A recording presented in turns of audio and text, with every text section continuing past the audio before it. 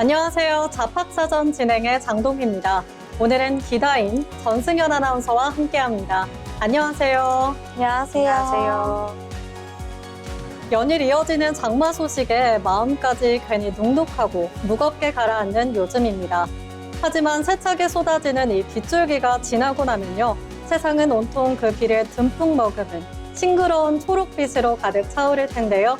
오늘 잡학사전은 여러분의 일상과 커리어에 힘이 되어줄 실질적이고 유용한 정보들을 준비했습니다.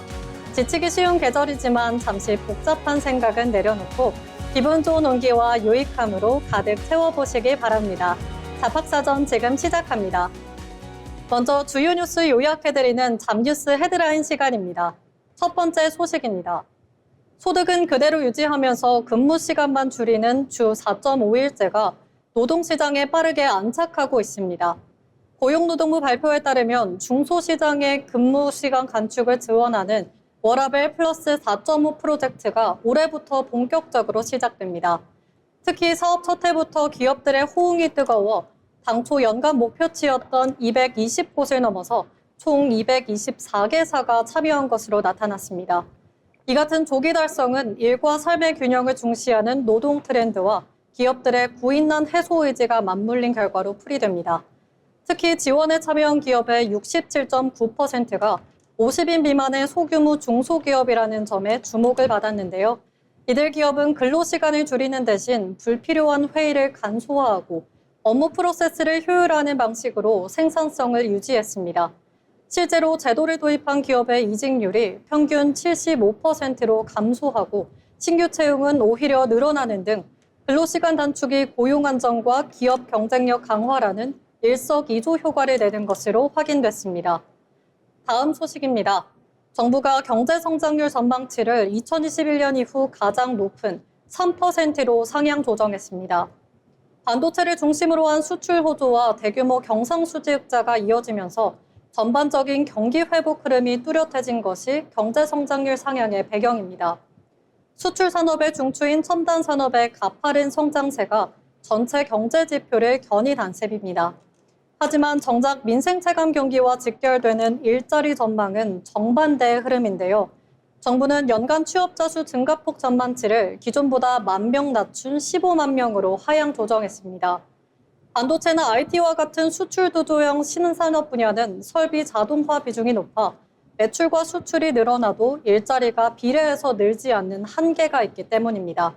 이에 따라 수출 실적의 온기가 서민 고용 시장까지 퍼지지 못하는 이른바 고용 없는 성장에 대한 우려가 깊어지면서 이에 대응하는 내수 진작과 맞춤형 고용 대책 마련이 시급한 과제로 떠올랐습니다. 마지막 소식입니다. 인공지능 기술의 급격한 발전이 고용 시장에 미칠 파장에 대응하기 위해 정부와 노사정이 공식 논의 테이블에 마주 앉았습니다. 고용노동부 주최로 전문가 및 학계 관계자들이 참석한 가운데 AI 기술 혁신에 발맞춘 새로운 사회 혁신의 길을 주제로 첫 정책 토론회가 열렸으며 이 자리에서는 AI 도입에 따른 일자리 축소와 직무 전환 대응을 위한 상생 방안들이 집중적으로 논의됐습니다. 특히 발제 과정에서 대기업이 AI 도입으로 얻게 되는 막대한 초과 이윤에 대해 이른바 AI 특별세 목적세를 부과하자는 파격적인 상생재원 조달안이 제시되어 뜨거운 논쟁이 벌어졌습니다. 노동계는 기술 전환 과정에서 밀려나는 청년과 노동자들을 보호하기 위해 AI 특별 목적세가 고용 안전망 강화의 필수적인 재원이라고 주장했습니다. 반면 경영대는 과도한 과세가 기업의 혁신 동력을 저해하고 글로벌 기술 경쟁력을 약화시킬 수 있다며 팽팽히 맞섰습니다. 정부는 이번 토론회를 시작으로 여론을 폭넓게 수련해 관련 정책 방향을 담은 공식 문서를 발간할 예정입니다.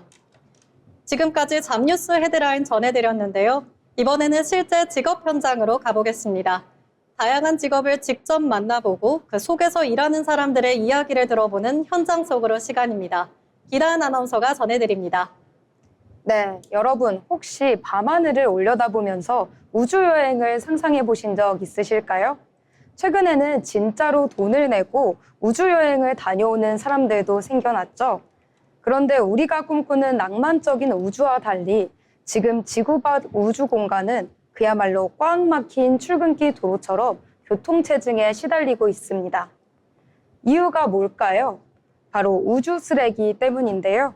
수명을 다해서 고장난 인공위성, 우주로 발사될 때 떨어져 나간 로켓의 파편들, 심지어 우주 비행사가 놓친 스패너 같은 도구들까지 지금 지구 주변을 빙글빙글 돌고 있는 1cm 이상의 쓰레기가 무려 100만 개가 넘는다고 합니다. 게다가 이 쓰레기들은 날아가는 총알보다 10배나 빠른 시속 28,000km로 날아다니고 있는데요. 손톱만한 파편 하나만 부딪혀도 수천억짜리 위성이 그 자리에서 산산조각이 나는 무시무시한 상황인 거죠. 그래서 최근 전 세계 우주 산업에서 가장 귀하게 모셔가는 아주 특별한 직업이 생겨났습니다. 바로 오늘 소개해드릴 직업은 우주 쓰레기 궤도 분석가입니다. 이름만 들으면 두꺼운 우주복을 입고 우주로 직접 날아가서 쓰레기를 줄 것 같죠? 하지만 사실 이분들의 일터는 지구에 있는 거대한 중앙 관제실입니다. 이분들은 하루 24시간 내내 커다란 스크린 앞에 앉아서 우주를 떠도는 수만 개의 쓰레기 파편들이 지금 어디로 날아가고 있는지 그 길을 쫓아갑니다. 마치 복잡한 교차로에서 차들이 부딪히지 않게 길을 안내해주는 교통경찰과 똑같은 역할을 우주에서 하고 있는 셈입니다. 이분들의 진짜 실력은 바로 예측에서 나오는데요. 엄청난 양의 숫자와 데이터를 계산하는 슈퍼컴퓨터를 활용해서 앞으로 10시간 뒤에 우리 위성과 저 파편이 부딪힐 확률이 얼마나 될까를 끊임없이 분석합니다. 만약 부딪힐 위험이 높다고 판단되면요, 우리 인공위성에게 살짝 옆으로 비켜라 하고 길을 틀어주는 명령을 내리게 됩니다. 하지만 여기서 이 직업의 가장 큰 고민거리이자 엄청난 책임감이 생겨납니다. 우주에 떠 있는 인공위성은 자동차처럼 주유소에 들러 다시 기름을 넣을 수 없습니다. 위성이 쓰레기를 피하려고 방향을 바꿀 때마다 귀한 연료를 조금씩 쓰게 되는데요. 이 연료가 떨어지면 수천억 원짜리 위성도 결국 생명을 다하게 됩니다. 그러니까 분석가가 너무 불안한 마음에 시도 때도 없이 위성을 피하게 만들면 엄청난 돈을 허공에 날리게 되는 거고, 반대로 연료를 아끼겠다고 버티다가 진짜 쓰레기에 쾅 하고 부딪히면 위성이 완전히 고장나 버리는 겁니다. 매 순간 피할지 말지를 두고 수천억 원이 걸린 결정을 내려야 하는 정말 심장이 쫄깃해지는 직업이죠. 짧은 시간 동안 수많은 숫자와 확률을 뚫어지게 바라보며 가장 완벽한 선택을 내려야 합니다. 우리가 스마트폰으로 길을 찾고 매일 편하게 날씨 정보를 볼 수 있는 건 우주에 있는 인공위성 덕분입니다. 그리고 그 위성들이 오늘도 무사히 제자리를 지킬 수 있는 건 보이지 않는 곳에서 매일같이 데이터와 씨름하며 우주의 하늘길을 안전하게 열어주는 우주 쓰레기 궤도 분석가들의 땀방울 덕분입니다. 고도의 집중력으로 지구 너머의 안전까지 책임지는 위대한 우주 교통 경찰들, 그들의 놀라운 노고에 깊은 박수를 보내며 지금까지 현장 속으로 시간이었습니다. 네, 지구 밖 복잡한 교통체증 속에서도 묵묵히 우주의 안전을 지켜주는 이들이 있다는 게 참 든든하게 다가옵니다. 오늘도 보이지 않는 곳에서 안전한 하늘길을 열어주는 궤도 분석가분들의 노고에 깊은 감사를 전합니다. 다음은 지금 바로 활용할 수 있는 실질적인 취업 정보를 전해드리는 오늘의 잡정보 시간입니다. 전승현 아나운서가 전해드립니다. 오늘의 잡정보 시간입니다. 인공지능과 빅데이터, 클라우드처럼 디지털 기술의 중요성이 커지면서 관련 인재를 찾는 기업도 늘어나고 있는데요. 디지털 분야 취업을 준비하는 청년들을 위해 실무 중심 교육을 지원하는 제도가 있습니다. 오늘의 잡정부에서는 K-디지털 트레이닝을 알려드리겠습니다. K-디지털 트레이닝은 고용노동부가 운영하는 디지털 인재 양성 사업입니다. 기업이 필요로 하는 실무 역량을 키울 수 있도록 민간 교육기관과 기업이 함께 교육과정을 운영하는데요. 청년 구직자를 비롯해 직무전환을 희망하는 사람 등 일정 요건을 충족하면 누구든지 참여할 수 있습니다. 인공지능과 빅데이터, 클라우드, 정보보안, 반도체, 소프트웨어 개발은 물론 생성형 AI를 활용한 과정까지 운영되고 있는데요. 단순한 이론 수업이 아니라 프로젝트랑 실습 중심으로 진행되어 실제 업무에 필요한 역량을 기를 수 있습니다. 또한 교육비 부담도 줄일 수 있는데요. 대부분의 과정은 국민 내일 배움 카드를 통해 훈련비를 지원받을 수 있으며 일정 요건을 충족하면 훈련 장려금도 받을 수 있습니다. 일부 과정은 기업과 연계한 채용 프로그램이나 현직자 멘토링도 함께 운영됩니다. 교육을 마친 뒤에는 취업 지원도 이어지는데요. 채용 설명회와 취업 컨설팅, 기업 매칭 프로그램 등을 통해 디지털 분야 취업까지 연계될 수 있습니다. 실무 경험을 중시하는 기업이 늘어나면서 프로젝트 수행 경험도 경쟁력이 될 수 있겠죠. 이제 디지털 기술은 특정 직군만의 역량이 아니라 다양한 산업에서 필요한 경쟁력이 되고 있습니다. AI와 디지털 분야 취업을 고민하고 있다면 K 디지털 트레이닝 과정을 활용해 보는 것도 좋은 방법인데요. 교육과정과 모집 일정은 고용24에 자세하게 확인할 수 있습니다. 지금까지 오늘의 잡정보였습니다. 디지털 시대에는 배우는 경험 자체가 경쟁력이 될 수 있습니다. K 디지털 트레이닝으로 실무 역량을 키워 미래를 준비해 보시기 바랍니다. 세상에는 우리가 아직 잘 알지 못하는 다양한 직업들이 존재하는데요. 새롭게 떠오르는 직업과 앞으로 주목해야 할 미래 유망 직종을 살펴보는 시간, 직업의 세계 박사정 아나운서가 전해드립니다. 생소한 직업과 미래 유망 직종을 소개하는 직업의 세계 시간입니다. 우리가 매일 식탁에서 마주하는 다양한 음식들, 최근 기후변화와 인구 증가 속에서 인류의 먹거리를 안전하고 풍요롭게 만드는 이들이 있다고 합니다. 이 바로 식량 문제를 해결할 열쇠로 주목받는 유전자 제조합 식품 전문가입니다. 이들은 생명공학 기술을 활용해 작물의 품종을 개량하고 질병에 강하면서 영양가가 높은 식품을 연구, 개발하는 전문 인력인데요. 식량 안보의 중요성이 커지고 바이오 산업이 급성장하면서 이 미래 먹거리를 책임질 이 직업에 대한 관심 또한 함께 높아지고 있습니다. 그러면서 유전자 제조합 식품 전문가는 구체적으로 어떤 일을 하게 될까요? 이 유전자 제조합 식품 전문가의 업무는 크게 연구개발과 안전성 평가로 나눠지게 됩니다. 이 연구개발 업무로는 가뭄이나 해충에 잘 견디는 작물을 개발하거나 이 특정 영양 성분을 극대화한 기능성 농축산물을 만들어내는 유전자 편집 기술 적용 등이 있으며 이 안전성 평가 업무로는 이렇게 개발된 식품이 인체나 환경에 유해하지 않은지 과학적으로 검증하고 이 정부의 규제 기준에 맞추어서 심사를 통과하도록 분석하는 일을 맡고 있습니다. 이 새로운 바이오 식품이 시장에 나오기 전에 가공 적합성을 테스트하거나 GMO 표시제 등 관련 법적 기준을 검토할 때도 이 전문가들이 전반적인 과정을 총괄하게 되는데요. 이 최근에는 단순히 농작물에만 극하지 않고 대체육, 배양육, 인공 단백질 등 푸드테크 전반으로 그 전문 영역을 넓혀가고 있습니다. 그렇다면 최근 이들이 주목받는 이유는 무엇일까요? 이 UN 보고서에 따르면 전 세계 인구는 꾸준하게 증가해서 2050년에는 약 97억 명에 달할 것으로 전망됩니다. 기후 위기로 인한 식품 생산량 감소는 인류의 생존을 위협하는 핵심 과제로 떠오르고 있는데요. 여기에 생명공학 기술이 급속도로 발전하면서 정밀 홍수, 가뭄 저항성 작물이나 메탄가스를 적게 배출하는 친환경 가축 등의 수요가 폭발적으로 늘고 있습니다. 인류의 식량난 해결과 지속 가능한 농업을 위해 전 세계 정부와 기업이 바이오 푸드 산업에 대규모 투자를 이어가고 있는 만큼 앞으로 전문 인력에 대한 수요는 지속적으로 급증할 것으로 보입니다. 유전자 제조합, 식품 전문가가 되기 위해서는 먼저 대학이나 대학원에서 생명공학, 그리고 식품공학, 농학, 분자생물학 등 관련 분야의 전문 학위를 취득하는 것이 유리합니다. 자격증의 경우 국가기술 자격인 생물공학 기사나 식품기사 자격을 취득하면 전문성을 입증하는 데 큰 도움이 되는데요. 최근 푸드테크와 바이오 분야의 인재 수요가 늘어나면서 관련 학과의 경쟁률과 기업들의 채용 규모도 해마다 커지고 있습니다. 특히 유전자, 가위 등 3세대 핵심 유전공학 기술을 다룰 수 있는 석박사급 전문 연구원들의 몸값은 고공행진을 이어가고 있습니다. 다만 이론 연구나 실험실 경험만으로는 바로 전문가가 되는 것은 아닙니다.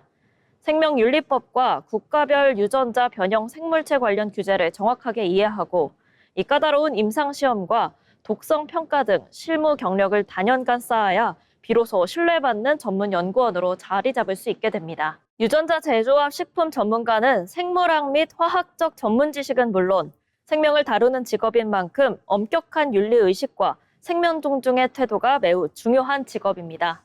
이 또한 신기술에 대한 대중의 불안감을 해소하고 사회적 합의를 이끌어낼 수 있는 소통 능력과 문제 해결 능력도 꼭 필요한데요. 이 기후 변화 속에서 인류의 안전한 식탁을 지키고 미래 주권을 확보하는 일, 보이지 않는 연구실에서 기술의 한계를 넓히면서 인류의 내일을 배부르게 만드는 사람들. 오늘은 유전자 제조업 식품 전문가에 대해서 알아봤습니다. 지금까지 직업의 세계였습니다. 기후위기 속에서 식량 주권을 지키는 유전자 제조업 식품 전문가는 인류의 내일을 더 배부르고 안전하게 만드는 미래의 열쇠입니다. 보이지 않는 연구실에서 기술의 한계를 넓혀가는 이들의 치열한 도전이 머지않은 미래 우리 식탁 위를 풍요롭게 채워주길 바랍니다. 이번 시간은 변화하는 사회 속에서 우리의 일하는 방식을 들여다보는 잡토크 시간입니다. 과거에는 퇴근벨의 울림과 동시에 회사와의 연결이 완전히 끊어졌다면 이제는 일상과 업무의 경계가 모호해진 시대입니다. 특히 개인의 일상을 기록하는 SNS가 활성화되면서 새로운 갈등이 싹트고 있는데요. 바로 직장 동료나 상사가 내 개인 SNS 계정을 찾아내 팔로우를 신청하거나 게시물 내용을 사내에서 언급하는 현상입니다. 친해지기 위한 단순한 관심이다라는 의견과 선 넘는 관심이자 사생활 침해다라는 의견이 팽팽한데요. 다인 아나운서는 회사 사람들과의 SNS 공유 어떻게 생각하시나요? 네, 저는 명백한 사생활 침해라고 생각합니다. 개인 SNS는 온전히 나의 사적인 영역이자 숨을 쉴 수 있는 대나무 숲 같은 공간이거든요. 그런데 직장 동료들이 돌아오는 순간 게시물 하나를 올릴 때도 회사 사람들이 보면 어쩌지? 라고 스스로를 검열하게 됩니다. 치밀함이라는 명목하에 선을 넘는 온라인 감시는 직장인들에게 숨막히는 제2의 출근을 강요하는 것과 같다고 생각합니다. 네, 듣고 보니 이 사생활 영역까지 회사 생활의 연장이 된다는 생각에 퇴근 후에도 마음 편히 쉬지 못할 것 같네요. 하지만 직장 안에서도 소통과 유대감이 필요하다 보니 SNS는 벽을 허무는 긍정적인 도구로도 보는 시선이 있을 것 같은데요. 승현 아나운서는 어떻게 생각하시나요? 저는 단순한 관심과 소통의 연장선으로 볼 수 있다고 생각하는데요. 요즘은 워낙 수평적인 조직 문화를 지향하는 기업이 많다 보니까 서로 주말 일상을 가볍게 나누고 취향을 공유하다 보면 업무적인 관계를 넘어서 진솔한 유대감이 생기기도 합니다. SNS를 무조건 감시의 도구로만 보기보다는 동료를 한 사람의 인간으로 이해하고 친근하게 다가갈 수 있는 그 소통의 창구로 활용할 수 있다고 생각합니다. 확실히 서로에 대해서 잘 알다 보면 이 업무 효율을 협업할 때 소통이 더 부드러워지는 장점이 있겠네요. 그렇다면 다인 아나운서는 직장 내에서 건강한 유대감, 그 기준이 어떻게 된다고 생각하십니까? 저는 그 적정선이 철저히 일터 내부에서 공적으로 합의된 대화를 통해 자연스럽게 쌓이는 친밀감이어야 된다고 생각합니다. 회사 안에서 차 한 잔 마시며 나누는 가벼운 대화나 공동의 업무를 완수하는 과정 속에서 얼마든지 단단한 유대감을 형성할 수 있습니다. 결국 친해지고 싶다, 그거와 의도, 그리고 거리 조절 사이의 조율이 핵심이겠군요.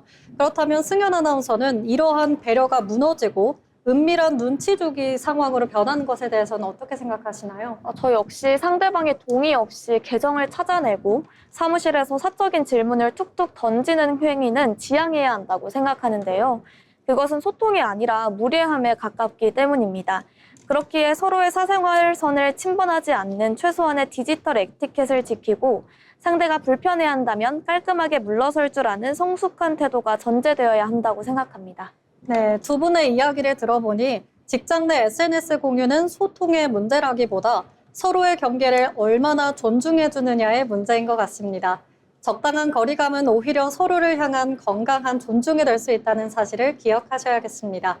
서로의 사적 영역을 존중하면서도 마음이 가까워질 수 있는 일터가 되길 바라며 오늘의 잡토크는 여기서 마치겠습니다.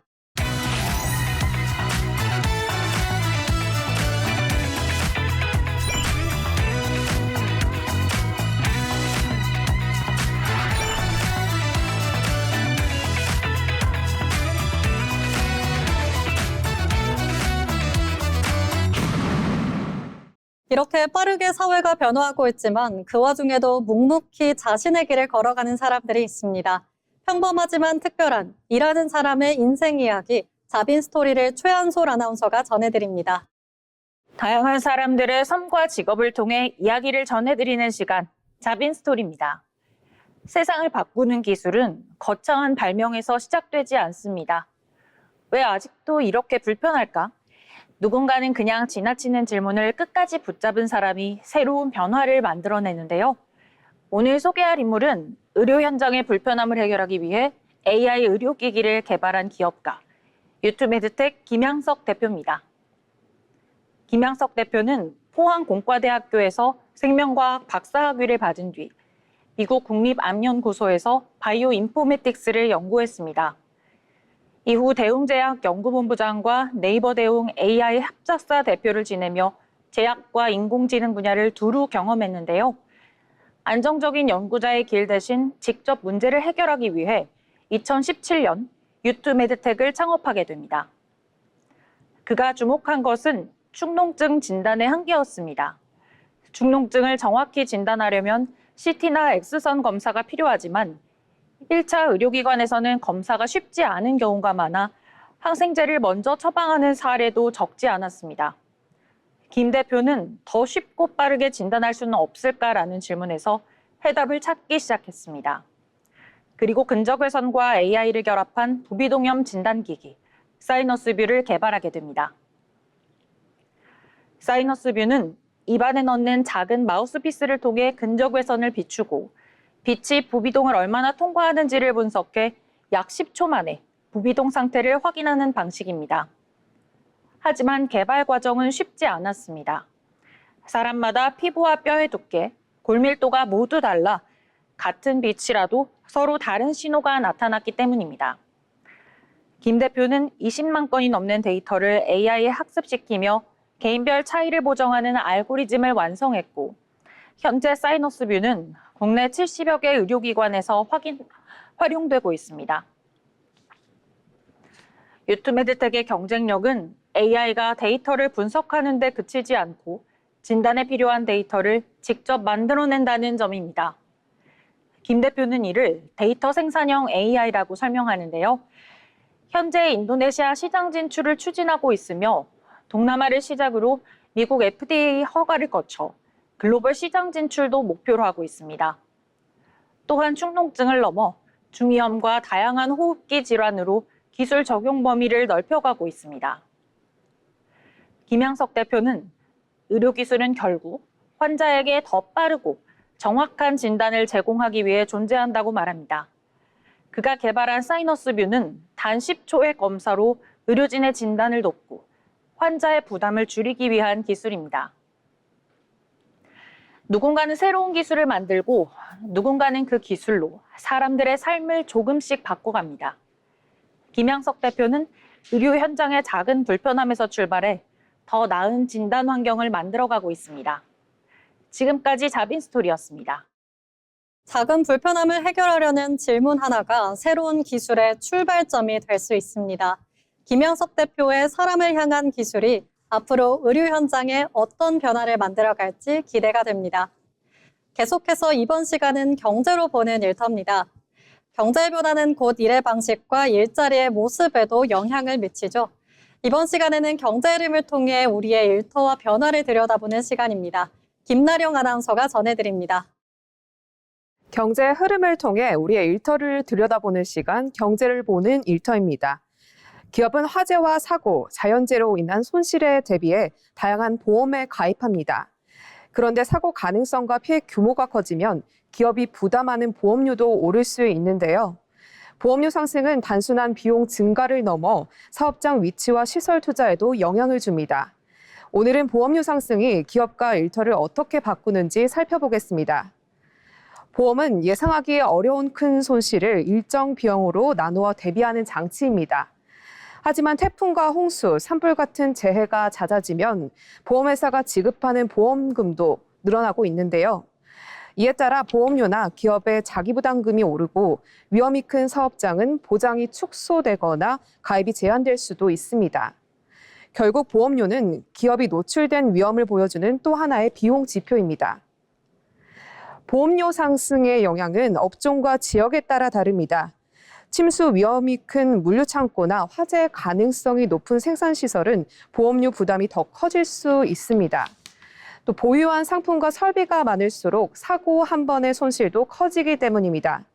보험 가입이 어렵거나 비용이 지나치게 높아지면 기업이 공장과 창고를 위험이 낮은 지역으로 옮기거나 새로운 투자를 다른 지역에서 진행할 수 있습니다. 이제는 교통과 인건비뿐 아니라 재해 위험과 보험 비용도 기업 입지의 기준이 되는 겁니다. 이러한 변화는 일자리의 위치와 종류에도 영향을 미칩니다. 기업이 사업장을 이전하면 기존 지역의 생산 물류 일자리는 줄어들 수 있고 새 사업장이 들어선 지역에서는 채용이 늘어날 수 있습니다. 또 위험을 분석하고 사고를 예방하는 안전관리자와 보험 위험관리 전문가, 시설을 보강하는 설비 인력의 역할도 커지는데요. 보험료를 줄이기 위한 노력이 새로운 안전 위험관리 일자리로 이어지는 겁니다. 기업의 일하는 방식도 사후 보상보다 사전 예방을 강조하는 방향으로 바뀔 수 있습니다. 공장은 화재 감지 장비와 배수 시설을 보강하고 물류 창고는 상품을 침수 위험이 낮은 곳에 배치할 수 있습니다. 폭염이나 태풍이 예상되면 작업 시간이나 배송 일정을 조정하고 핵심 자료를 여러 장소에 나누어 보관하기도 합니다. 정기적인 안전교육과 사고 대응 계획도 중요해지면서 안전관리는 규정 준수를 넘어 기업의 비용과 생산성을 관리하는 업무가 됩니다. 보험료가 오른다고 해서 기업 경영이 곧바로 어려워지는 것은 아닙니다. 시설을 보강하고 사고 가능성을 낮춘 기업은 보험료 부담을 줄이거나 더 나은 조건으로 계약할 수 있습니다. 반대로 대비가 부족한 기업은 보험료뿐 아니라 생산 중단과 복구 비용까지 부담할 가능성이 커집니다. 결국 중요한 것은 보험료 자체보다 기업이 위험을 얼마나 정확히 파악하고 미리 대응했는지에 있습니다. 위험관리 능력도 기업 경쟁력을 결정하는 중요한 기준이 되는 셈입니다. 보험료는 눈에 잘 띄지 않는 경영 비용이지만 기업의 투자와 입지, 채용 계획까지 움직일 수 있습니다. 사고와 재해 위험이 커질수록 기업은 문제가 발생한 뒤 복구하기보다 피해를 미리 줄이는 데 더 많은 비용과 인력을 투입하게 되는데요. 그 과정에서 안전과 시설 관리, 위험 분석과 관련된 업무의 중요성도 커질 수 있습니다. 보험료의 변화를 이해한다는 것은 기업이 마주한 위험뿐 아니라 앞으로 필요한 일자리와 업무를 잇는 일이기도 합니다. 지금까지 경제로 보는 일터였습니다. 보험료의 변화는 기업의 경영 전략은 물론 일터와 일자리의 변화까지 이끌 수 있습니다. 앞으로는 위험을 얼마나 잘 관리하느냐가 기업 경쟁력을 좌우하는 중요한 기준이 될 것으로 보입니다. 이번 시간은 통계와 데이터를 통해 우리 노동시장의 변화와 현실을 짚어보는 데이터로 본 일터 잡니슈 시간입니다. 다인 아나운서, 오늘은 어떤 데이터에 대해 얘기해 볼까요? 네, 저는 평생 직장이라는 관에서 데이터를 갖고 왔는데요. 평생 직장이라는 말이 이미 옛말이 된 지 오래죠. 그런데 요즘은 평생은커녕 1년도 채우지 못하고 일터를 떠나는 분들이 급증하고 있습니다. 제가 오늘 준비한 핵심 데이터부터 먼저 보시죠. 최근 국내 주요 채용 플랫폼이 발표한 통계에 따르면 신입사원 10명 중 3명, 무려 28%가 입사 후 1년을 채우지 못하고 퇴사하는 것으로 나타났습니다. 이른바 초단기 근속, 마이크로 테뉴어 시대가 도래한 건데요. 기업 입장에서는 신입사원 1명을 채용하고 실무에 투입하기까지 교육하는 데 드는 수천만 원의 매몰 비용이 1년도 안 돼서 그대로 공중분해되는 셈입니다. 두 분, 이 씁쓸한 데이터 어떻게 보시나요? 네, 저는 정말 놀라운 수치라고 생각하는데요. 솔직히 저희 때만 해도 아무리 힘들어도 이력서에 줄 하나 그으려면 못해도 1년 혹은 3년은 버텨야 한다는 게 직장 생활의 철칙이었잖아요. 그런데 요즘 신규 입직자들은 조직 문화가 맞지 않거나 본인이 성장할 수 없다고 판단되면 수습 기간이 끝나기도 전에 아주 미련 없이 사원증을 반납하고 떠난다고 하더라고요. 이 기성세대 입장에서는 요즘 사람들은 참을성이 참 부족해 라고 생각할 수도 있겠지만 일터를 대하는 기준 자체가 완전히 변한 것은 확실해 보입니다. 네, 맞습니다. 방금 말씀하신 것처럼 이걸 개인의 참을성 부족으로 치부하기엔 데이터가 보여주는 이면이 너무 뚜렷한데요. 신입사원들의 퇴사 사유를 분석한 세부 데이터를 보면요.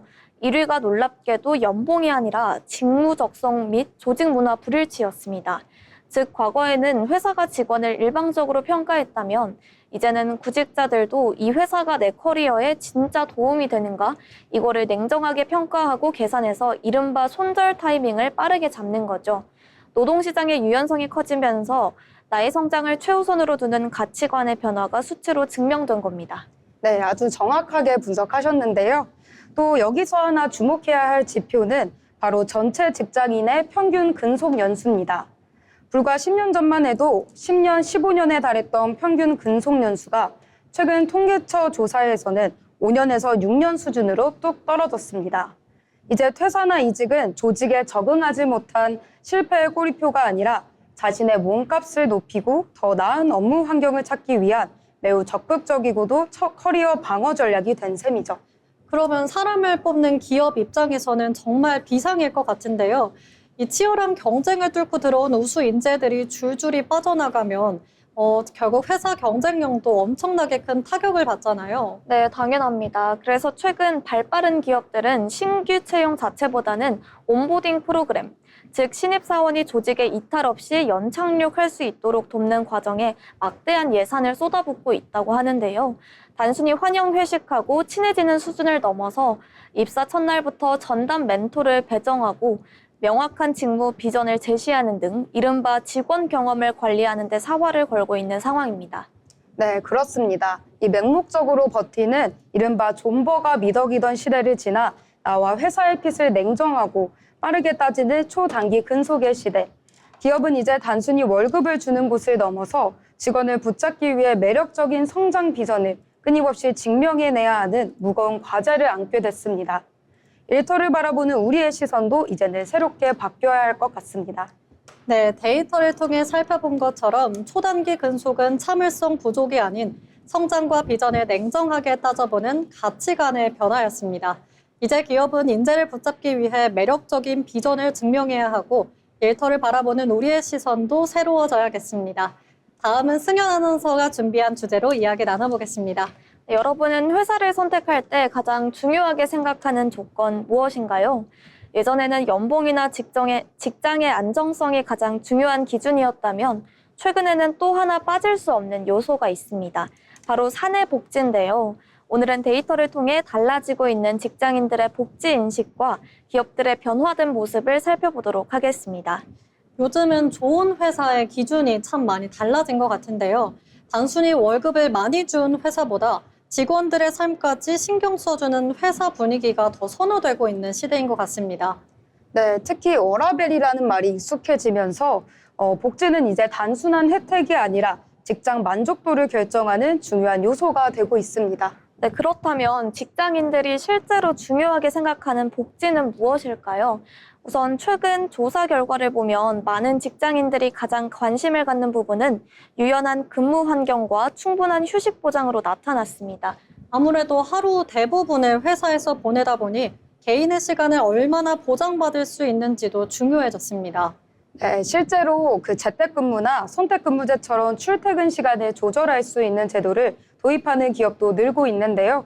업무 효율을 높이면서도 개인 생활을 유지할 수 있다는 점에서 긍정적인 반응을 얻고 있습니다. 네, 맞습니다. 그렇다면 기업들은 직원들을 위해 어떤 복지를 제공하고 있을까요? 기존에는 식사 지원이나 명절 선물 같은 복지가 중심이었다면 최근에는 건강과 성장, 개인의 취향까지 고려한 다양한 복지가 등장하고 있습니다. 맞습니다. 이 건강검진 지원이나 심리상담 프로그램은 물론이고요. 취미활동비 지원, 자기개발비 지원처럼 직원들이 원하는 분야에 직접 사용할 수 있는 복지도 점차 늘어나고 있습니다. 네, 결국 복지도 회사가 주는 혜택에서 직원이 체감하는 경험으로 변화하고 있는 듯한 모습인데요. 그런데 한편으로는 모든 직원이 같은 복지를 필요로 하진 않을 것 같습니다. 네, 맞습니다. 바로 이 점 때문에 최근 기업들이 주목하는 것이 선택형 복지 제도입니다. 직원이 자신의 상황에 맞게 건강관리, 문화생활, 자기개발 등 필요한 항목을 직접 선택하는 방식입니다. 네, 그리고 그것은 직원 만족도도 높이고 기업 입장에서도 복지의 활용도를 높일 수 있다는 장점이 있네요. 네, 맞습니다. 네, 그렇다면 앞으로 사내복지는 어떤 방향으로 발전할까요? 단순히 더 많은 혜택을 제공하는 것을 넘어 직원 개개인의 삶과 성장을 지원하는 방향으로 변화할 것으로 보이는데요. 결국 좋은 인재를 확보하기 위해서는 좋은 근무 환경을 만드는 게 중요할 것 같습니다. 네, 직원이 행복하게 일할 수 있는 환경이 곧 기업 경쟁력으로 이어지겠습니다. 네, 과거에는 얼마나 많은 복지를 제공하는가가 중요했다면 이제는 직원에게 얼마나 필요한 복지인가가 중요해지고 있습니다. 변화하는 일터 속에서 기업과 직원이 함께 성장할 수 있는 복지 문화, 앞으로는 어떤 모습으로 발전해 나갈지 기대됩니다. 지금까지 데이터로 본 일터였습니다. 사내복지는 얼마나 많이 주느냐보다 얼마나 필요한가가 중요한 시대가 됐습니다. 직원을 위한 맞춤형 복지가 앞으로의 일터를 더욱 바꿔나갈 것으로 보입니다. 좋은 복지는 직원의 만족도를 높이는 것을 넘어 기업의 경쟁력으로도 이어질 수 있을 텐데요. 직업과 기업에 함께 성장하는 복지 문화가 더욱 확산되길 기대해 봅니다. 지금까지 데이터로 본 일터였습니다.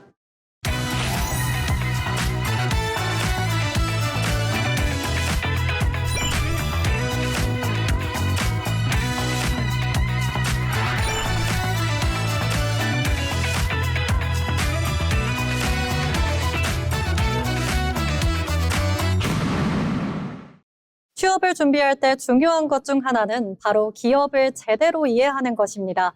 기업의 특징과 산업 트렌드를 살펴보는 시간, 기업사전, 기업을 알고 잡자, 이현경 아나운서가 준비했습니다. 기업을 쉽고 재밌게 알아보는 시간 기업사전입니다.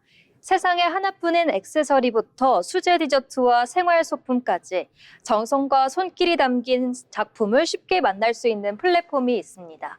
오늘 소개해드릴 기업은 창작자와 소비자를 연결하는 국내 대표 핸드메이드 플랫폼 아이디어스입니다.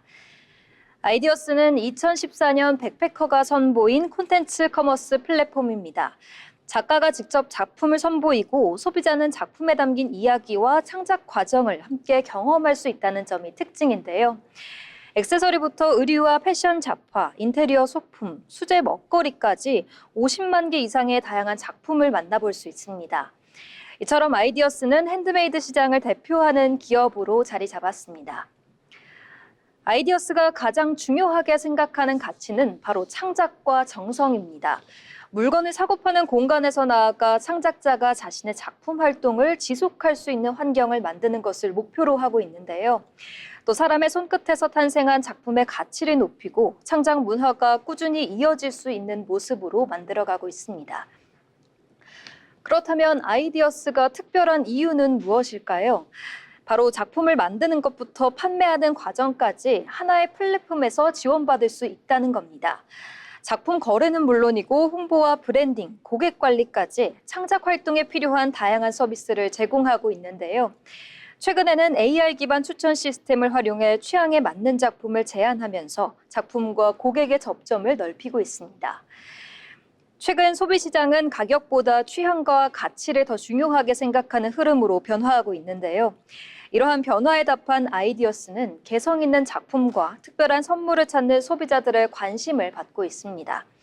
실제로 거래의 절반 이상이 선물 목적으로 이루어질 만큼 경험을 높이 평가하는 소비 문화와 함께 성장하고 있습니다. 이러한 노력은 실제 성장으로도 이어지고 있습니다. 현재 아이디어스는 누적 거래액 1조 원, 앱 다운로드 2천만 건을 돌파하면서 국내 대표 핸드메이드 플랫폼으로 자리 잡았는데요. 또한 다양한 분야의 작가들이 자신의 작품을 더 많은 소비자에게 선보일 수 있는 플랫폼으로 성장하고 있습니다. 국내 시장을 넘어 글로벌 서비스도 확대하며 창작 생태계를 넓혀가고 있는 아이디어스. 앞으로도 창작자와 소비자가 같이 성장할 수 있는 플랫폼으로 진화를 이어갈 것으로 기대됩니다. 지금까지 기업사전이었습니다. 아이디어스는 손끝에서 탄생한 정성을 연결하며 가치 있는 소비 문화를 잘 보여주는 것 같습니다. 창작 생태계를 넘어 글로벌 시장으로 영역을 넓혀갈 이들의 내일이 더욱 기대됩니다.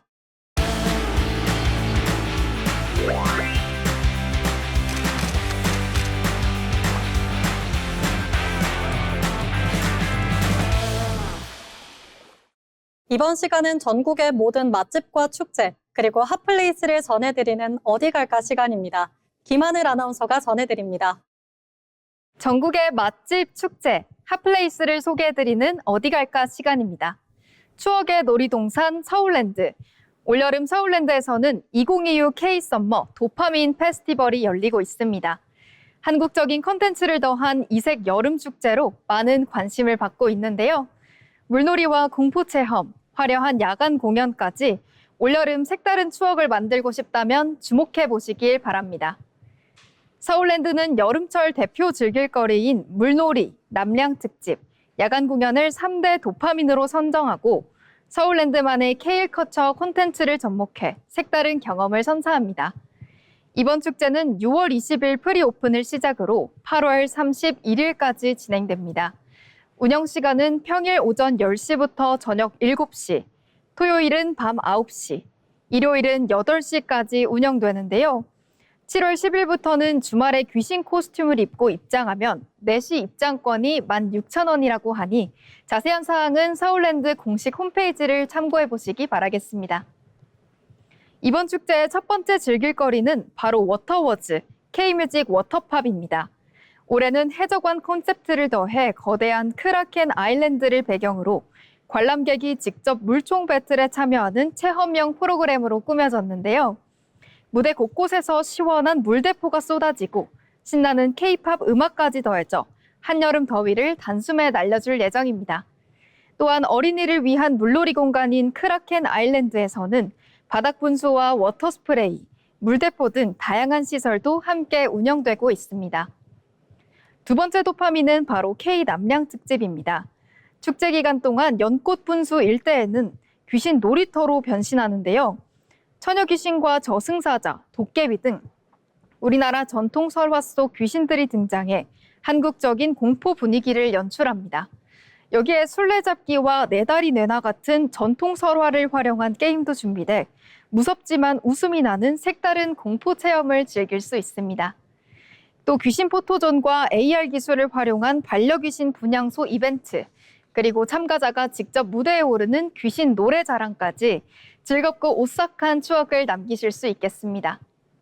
밤이 되면 축제는 더욱 화려해집니다. 서울랜드의 대표 야간 공연인 루나 빛의 전설이 확장판으로 운영되고 금요일과 주말 공휴일에는 화려한 불꽃과 K-팝 공연이 어우러진 K-팝 불꽃 판타지가 펼쳐지는데요. 공연이 끝난 뒤에는 관람객이 함께 즐기는 미러볼 댄스 타임까지 이어져 낮과는 또 다른 여름밤만의 낭만을 선사하고 있습니다. 올여름 서울랜드가 제안하는 키워드는 참여형 K컬처입니다. 물총을 들고 직접 뛰어다니고 한국 귀신과 함께 게임을 즐기며 밤에는 불꽃놀이까지 감상할 수 있는 특별한 여름 축제. 이번 주말 서울랜드 K-썸머 도파민 페스티벌에서 올여름 가장 짜릿한 추억을 만들어 보시는 건 어떨까요? 지금까지 어디 갈까였습니다. 시원한 물놀이와 오싹한 공포 체험, 그리고 야간 공연까지 지루할 틈 없는 이색적인 콘텐츠들이 가득해 보이는데요. 유난히 무더운 올여름, 이번 주말엔 도심 속 축제 속에서 시원하게 휴가 만끽해 보시길 바랍니다. 다음으로 알아두면 도움이 되는 생활 정보를 전해드리는 알쓸정 시간입니다. 박서정 아나운서가 전해드립니다. 알아두면 쓸데있는 정보 알쓸정 시간입니다. 7월에 들어설면서 본격적인 여름 휴가철이 다가왔습니다. 이제는 지친 일상을 떠나서 시원한 여행을 계획해볼 시점인데요. 이 설레는 여름 휴가길, 언제나 가장 큰 고민이자 자연스럽게 손이 가는 검색어는 바로 현지 맛집입니다. 그런데 인터넷에 잘못 검색하면 넘치는 광고글에 낚여서 돈은 물론 이 기분까지 해치기 십상입니다. 올여름 광고에 속지 않고 확실하게 쓸데있는 진짜 로컬 맛집 검색법 알려드리겠습니다. 많은 분들이 진짜 맛집을 찾기 위해 포털, 블로그나 SNS 등을 활용 많이 하시는데요. 이 방법은 오히려 광고 대행사의 늪에 빠질 확률이 높다는 거 알고 계셨나요? 최근 맛집 검색 결과는 대가를 받고 작성된 협찬성 광고글이 대부분이기 때문인데요. 이제는 광고의 필요에서 벗어나 지역 사정을 가장 완벽히 꿰뚫고 있는 우체부 집배원분들이 만든 맛집 비서, 우슐랭 가이드를 활용하시는 것이 좋은 방법입니다. 지역 주민 추천 맛집도 가보면 실패한다는 이야기도 참 많은데요. 우슐랭 가이드는 다릅니다. 매일 수십 킬로미터씩 이동하시면서 골목 구석구석을 누비는 전국 4,500여 명의 현직 우체국 직원분들의 직접 숟가락을 얹어가면서 검증한 100%의 리얼 맛집인데요. 이 최근 1년 이내의 폐업 여부는 물론 맛과 위생 상태까지 까다롭게 모니터링하면서 이 엄성된 리스트만 제공하기 때문에 그 어떤 가이드북보다 신뢰도가 높습니다. 이 단순히 식당만 찾아보는 대신 맛집과 여행의 코스를 바꿔보는 것도 방법입니다. 이 우슐랭 가이드는 맛집 정보에 대해 바로 인근의 숨은 명소이자 휴양지, 그리고 로컬 축제 정보까지 세트로 연계되어서 소개하고 있는데요. 이 검증된 맛집에서 배를 든든하게 채운 뒤 우슐랭이 추천하는 힐링 관광지로 바람 방향을 바꿔보시면 이 한층 더 완벽하고 물 흐르듯 매끄러운 바캉스 루트를 만드실 수 있습니다. 이 알차고 컴팩트한 여름 나기를 좌우하는 또 하나의 요소는 바로 디지털 접근성인데요. 이 아무리 좋은 정보라도 찾아보기 어렵고 귀찮으면 이 스트레스만 쌓이기 십상입니다. 이제는 무거운 종이 책자 없이도 스마트폰 하나만 들고 다니면 해결되는 문제인데요.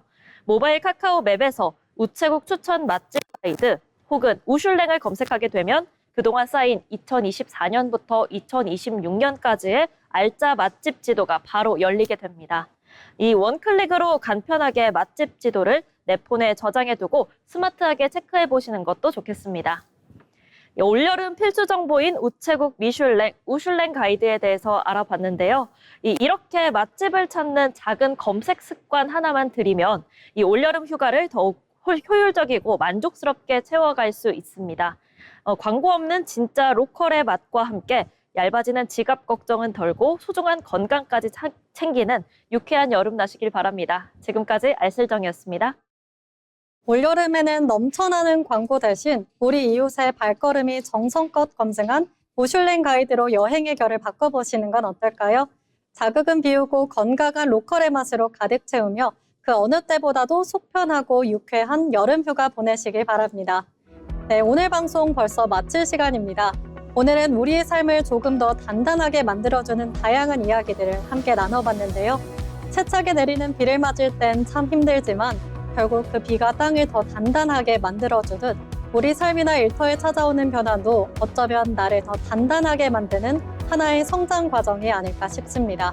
오늘 잡학사전에서 전해드린 이야기들이 여러분들의 눈앞에 나타날 수많은 기회 앞에서 비를 막아줄 든든한 우산이 또 곧 마주할 맑은 햇살이 되기를 바랍니다. 저희는 내일 이 시간 더 알찬 소식으로 찾아오겠습니다. 오늘도 시청해주신 여러분 고맙습니다.